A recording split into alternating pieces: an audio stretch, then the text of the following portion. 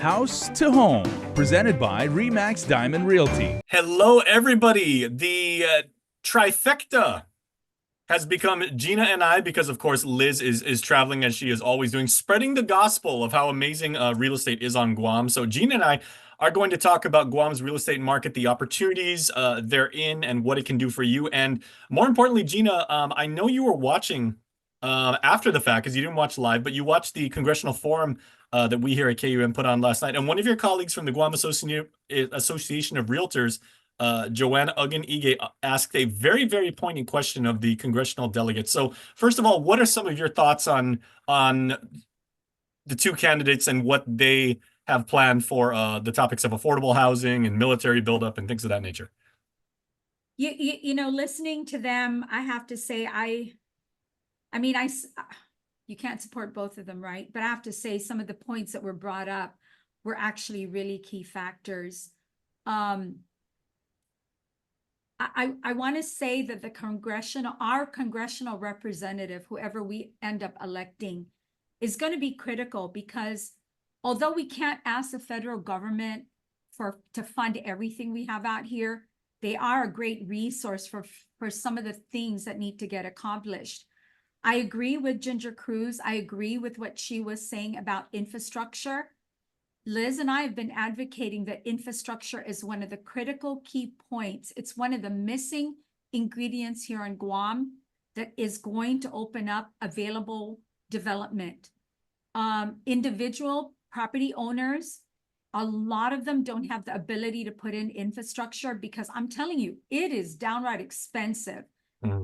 Getting and they did touch on that. They did touch on the incredibly rising costs, and one of the things you may not have seen, Gina, not to interrupt you, but we also asked the question: many Guamanians that want to live here, want to make this their home, want to raise their family, and literally live and die here, are being priced out of paradise. Absolutely, and I agree with that. You know, so the infrastructure is a key point.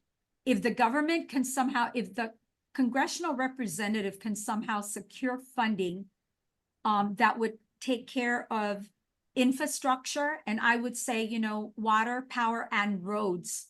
I think some of our areas, if they could find a way to get funding to open up some of the roads to some of these areas that are undeveloped, like Radio Barragata, parts of Radio Barragata. There are large parcels in the south and the north that don't have sewer. Areas that are already developed, like the Swamp Road area that is developed, a lot of families live there, but no sewer, and some of them don't even have water. If the government can find a way, if our congressional representative can find a way to source out funding for that, that's fantastic. The other thing is EPA regulations and the bill. So, you know, I don't know if our congressional representative can help with the EPA regulations that apply to Guam and the overall process of getting building permits here on Guam.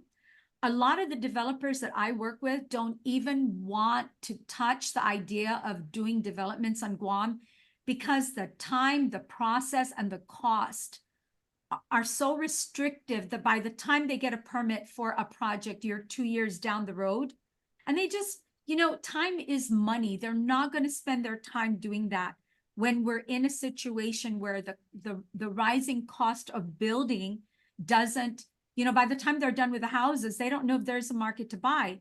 But here's the thing that I want to promote. GURA, at one of the hearings that we attended, a representative from GURA was there, and he said that their vouchers, their families, they are short 6,500 homes for low-income family recipients. And then the military has come out and said, listen, we're looking for private public joint venture concepts where, because the military is short 7,000 homes. And then we have the middle ground. We have the working class families, Jace, that you just mentioned. They're getting priced out of the housing market. The middle class on Guam has basically dropped out at this point.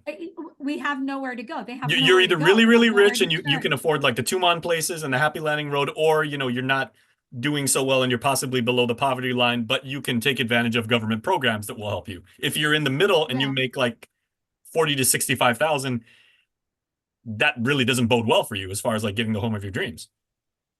Absolutely. And that is crazy. maybe not the home of your dreams, but just a decent home. That's a good point. And you know, Congressional Representative Moylan was saying that he's trying to advocate getting 400 million for military housing, and that's and to fund maybe using some of the hotels, abandoned hotels, for military housing. Yes, that's going to take military personnel, put them in housing just designed for them. But again, it doesn't address the issue with our working class families. And the Section 8 vouchers, they're finding a way, because Section 8 can afford, you know, the Section 8 cost vouchers are much higher than the price point that a working class family can afford. So those two entities have groups that are representing their interests and pushing them forward.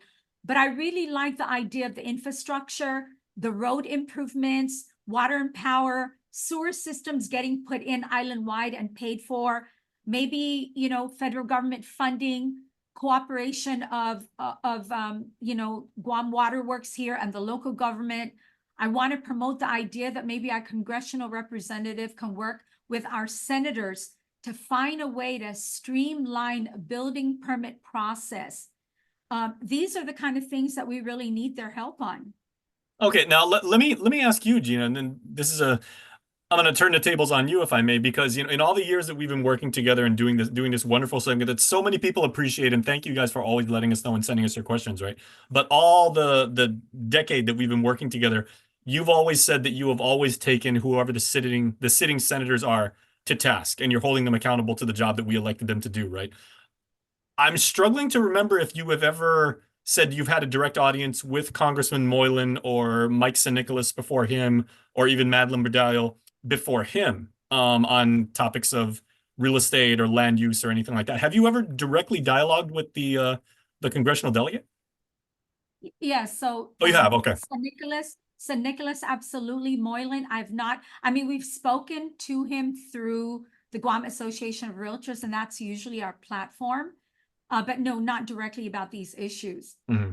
And you know, it's just during COVID, things kind of slowed down in terms of our real estate work. But I mean, the pricing of properties really went up tremendously, even during COVID, even though the amount of people we're working with slowed down a little bit because we had really, really tough restrictions coming in and leaving Guam. But after that, the real estate pricing has just gone up tremendously. The military buildup is starting to impact our community. We still have more rentals now than we do bodies to fill them, but that's going to, you know, it's going to eventually, you know, demand is going to fill in that gap. But what we're looking at right now, what really worries me right now, is the lack of construction going on in Guam. The lack of, you know, I had always thought that the senators who have a direct impact, like for instance, Senator Sabina Perez, she works with EPA, and to some degree, she has oversight on what's happening with Guam Water Works. That position, I would think, would be one of the strongest positions if this was her philosophy, to encourage these agencies to move forward and put in the infrastructure, or not relax, but streamline the process to getting building permits. You ask anybody here who's getting a building permit, where does your building permit get stuck? EPA or Parks and Rec? Those two agencies can basically break or make a development project. Because when it's, for instance, I was trying to get a building permit for a house in Talafofo. It took me 8 months to get my building permit out of EPA. And it was because, you know, my lot is not a half-acre lot. It's down in Talafofo. I'm not over the aquifer. But of course, EPA has its process.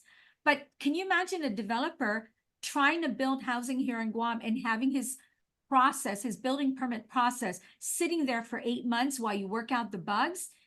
They're not going to do that. Time is money for them. Mm-hmm. And if they're not making money by decreasing the amount of time it takes to do this, they're not interested in building houses for the benefit of our community. And, you know, we always tend to talk about, you know, what this would mean for Guam's permanent residential community, as far as like having more houses in our available inventory, and, you know, like the military that's coming over too. But I mean, there is evidence to suggest that having a very, very healthy real estate market is going to draw other people from other parts of Micronesia, mainlanders coming here to enjoy. Because the reason I brought that up is, remember, Gina, maybe around 2006, 2007, there was that huge surge of Guamanians who all split. Most of them were teachers because there were a lot of teaching positions available in Reno, Nevada, and land was very, very cheap, and you could get a house for like a really good price. Unfortunately, the '08 financial crisis happened and the bottom fell out. Most of them came back. But that kind of is testament to, if you have a good housing market and, housing is available and everything like that, you can actually bring in warm bodies to fill them and to the benefit of your economy. Well, absolutely. We have families from Saipan. I mean, it's a small community, right? Yeah, good point. Yes. But we have Thank you. families from Saipan that are constantly contacting us looking for housing. But JCS, we want to attract people from off island, but immediately within the next couple of years, we have so many families here who just can't afford the housing here for them is substandard. They're either living with another family member or they're in units that they've outgrown already because they can't afford to get into a 3-bedroom or 4-bedroom, even though that's really what they need. Mm-hmm. And so we need to encourage development. And the reason I brought up Senator Paris is because I personally don't find her to be an advocate for helping streamline the process for developers or even just families who want to build on their properties. I don't find that to be the case. And there's a handful of senators down there. Personally, my feeling is once you're elected, you're there to represent all the people, Republican or Democrat, doesn't matter who you are. You've been elected and you're going to represent all of the people. And housing here is an absolute necessity. Affordable housing is in demand. And nobody seems to be concerned about that. We're all happy in the homes we're in, but we need to realize that unless we address this issue with housing here, we're going to continue to lose our families. Where, the workforce here, businesses here are dying because they need workforce. And you can't attract people to move here if they realize that housing here is so expensive. And to be completely frank about it, Guam cannot afford another massive brain drain like we saw during the pandemic, where you have all of these incredibly talented, ambitious, motivated people with legitimate skills and certifications and degrees, and they're all bailing because they go somewhere else. I mean, we can't afford that again. Yeah, absolutely. And it's, I'm the economy will suffer right big now. time. Yeah. But it's happening right now. Jason, almost every month we run into families that say we're leaving because the 2 key points: I can't afford the cost of housing in Guam. Medical is such a worry. It's a worry thing. They worry about their medical. Either somebody in the family is sick or they're concerned that when they're ill, they're not going to have adequate medical. And then, of course, the third thing is always education. These are the 3 most critical pieces of the Guam economy.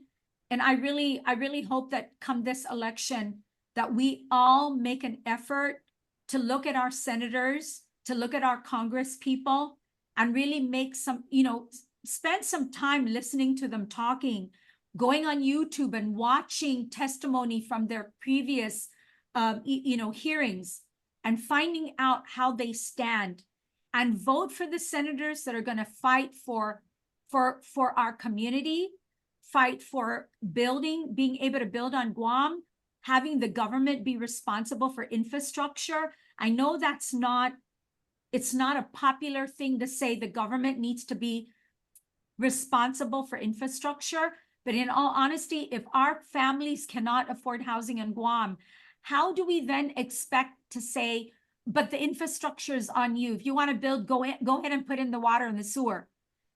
It doesn't connect. The government has to step in and provide that. And yeah, whoever we vote into Congress, I hope that they're a strong voice, a strong advocate that can bring in those resources. And then our senators here on the ground, they need to be advocates for the community as well, to understand that our working class families here, they need somebody to represent them and say, the military has a representative, our low income families, anybody who works represents them because we're contributing, right?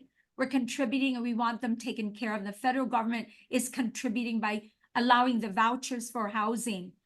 Our working class families, they need an advocate for them as well. They need affordable housing. And you know, to be fair, I was there in the room last night, and both Jim Moylan and Ginger Cruz, they solemnly swore, they looked the crowd directly in the eye, and they promised to be, should they be elected, to be very, very transparent, very, very accessible, and they do realize that a lot of the issues that we have on Guam are long-standing, and they're very multi-dimensional. I mean, these are not simple problems to solve. They're very, very complex, but they would say they would be accessible to the special interest groups like yours at the Guam Association of Realtors. I've never found our congressional representative to not be available. Yeah. I think sometimes where they fall short is the delivery, but being in Congress, you know, that's a tremendous uphill battle. So, you know, I hope we get the right person in there who can run those kind of marathons, right? Yeah, trying to get them on the phone when they're over in DC, the time zone kind of is it's kind of weird when you're in this part of the world. But tell you what, you know what's a lot closer than Washington DC? The Leo Palace, and that was the champion of all segues. Because the Leo Palace is going to be where the zombie run will be held. Of course, Gina and her husband, as well as Liz and her husband, were the architects of this wonderful community service initiative called the Children's Ark. And the zombie run is back, and it's going to be at the Leo Palace. The press conference, and I will be there as well, that's going to be at 10:30 on Monday. So I'm going to live stream that for you guys. But you guys have a wonderful program lined up for us, Gina. Absolutely. Yeah. It's going to be, you know, we designed it for the kids to have fun, for families to come and have fun, for individuals to come and have fun. We've been selling tickets for the zombie run at the Micronesia Mall. We're going to be there again Saturday and Sunday. And it's from 11 to 4 that we'll be present to sell the tickets. It's going to be at Leo Palace, and a runner had come to buy tickets last Saturday and had said that the run is challenging, but it's really worth it. It's a wonderful environment. And he said it was fantastic. So I was just about to ask, because, you know, I've done 700 interviews over the years on 5Ks. I actually don't know what the route is for if you have a 5K at the Leo Palace. Where do you go, like around the perimeter, or do you go like back down the hill out towards Menengan, or?